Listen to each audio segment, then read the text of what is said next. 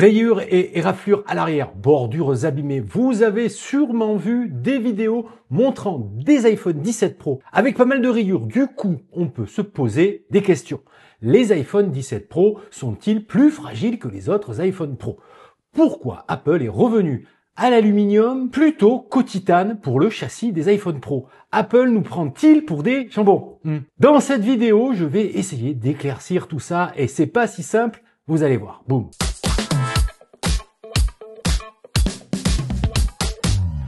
Salut à tous, j'espère que vous allez bien, j'espère que tu vas bien. Si tu es nouveau sur ma chaîne, sois le bienvenu. L'iPhone 17 Pro, c'est nul, c'est de la merde. Est-ce que Apple est en train de nous prendre pour des jambons?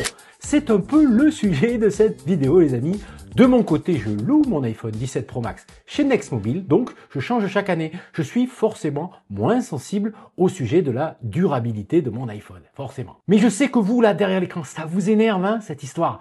Et je comprends. Dans cette vidéo, je vais essayer d'éclaircir notre lanterne à ce propos. C'est une sorte de vidéo en réaction, un billet d'humeur, comme disent les journalistes. Et c'est quelqu'un parmi vous, dans la communauté, qui m'a donné l'idée, en fait, via un commentaire que je vous affiche ici. Si vous voulez le lire, hein, vous mettez pause. Merci à ce contributeur, en tout cas. Cette info technique a le mérite de planter le décor, de me donner envie de développer le sujet. Car un iPhone à ce prix, on a envie de le garder plusieurs années et aussi de pouvoir le revendre en bon état. On voudra changer. iPhone 17 Pro ou pas, les amis, je vais jouer les moralisateurs à 2 balles. On ne discute pas, on protège son smartphone avec une coque de toute façon, même transparente, pour garder l'esprit du design originel. Et puis voilà, c'est tout. Mais quand même, allons plus loin. Pourquoi Apple nous sort un iPhone avec un châssis en alu? C'est quoi cette histoire? On a envie de se dire que finalement, c'est un retour forcément en arrière. Apple nous propose un iPhone 17 Pro moins premium du coup cette année par rapport à la génération précédente. En tout cas, c'est un peu l'impression qu'on en a. Le titane, c'est classe comme métal. Et pourquoi Apple n'en veut plus? Allez, on commence par une théorie plutôt évidente. Pour faire des économies, bah oui. Je vous rappelle que les iPhone 17 Pro ne sont pas plus chers que les iPhone 16 Pro à leur sortie en 2024.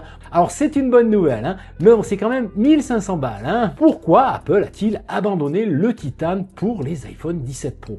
Eh bien peut-être parce que le titane est un matériau plus coûteux que l'aluminium. Je vous rappelle que le titane, c'est 30 € le kilo contre 2 à 3 € le kilo pour l'aluminium quand même. C'est une sacrée différence. Ajoutez à cela que l'usinage, en fait le travail du titane, est plus difficile que sur l'aluminium. Donc cela implique en fait un surcoût de production.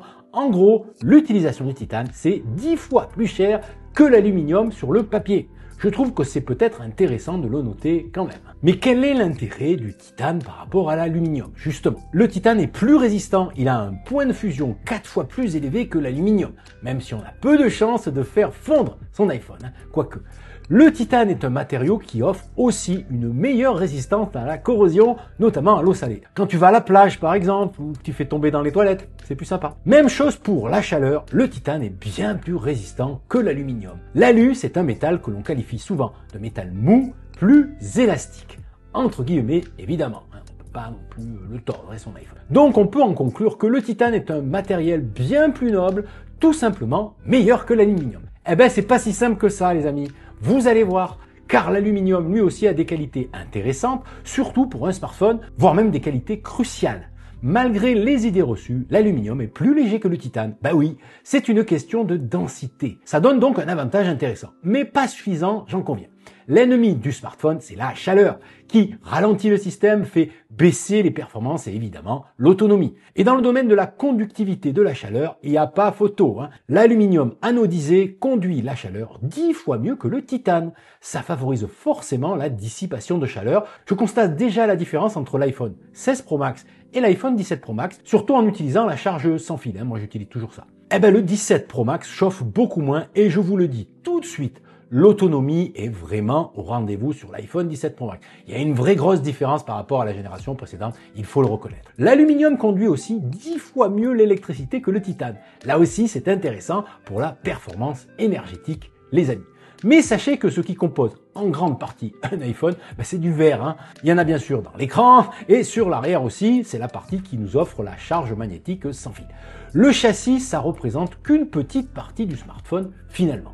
Quant aux fameuses éraflures à l'arrière des iPhone 17 Pro, c'est sur la partie en verre, la couche Ceramic Shield, qui est plus touchée. Je dirais principalement à cause de chargeurs sans fil obsolètes plutôt agressifs, on va dire. C'est en tout cas ce qu'Apple a déclaré officiellement concernant les modèles exposés dans certains Apple Store. Donc, le retour à l'aluminium sur les iPhone 17 Pro n'est pas illogique finalement. Et en plus, c'est plus économique à la fabrication, même si Apple a quand même sorti un nouvel iPhone Air avec un châssis en titane. Va comprendre. Voilà pour cette vidéo. En réaction, finalement, je reviens sur l'iPhone 17 Pro Max d'ici un mois pour vous donner mes impressions avec plus de recul. Alors, pensez à vous abonner si vous voulez pas la rater. J'espère que cette vidéo vous aura aidé dans votre choix de changement ou pas d'ailleurs. Vous pouvez aussi garder votre joujou encore quelques mois ou plus. Votre banquier sera ravi. Si vous avez aimé, alors dites-le avec un pouce en l'air. En attendant, vous retrouvez plein d'autres infos dans mes précédentes vidéos. La playlist apparaît juste ici. Prenez soin de vous, résistez quand même à la nouveauté. À demain ou à plus tard. Salut!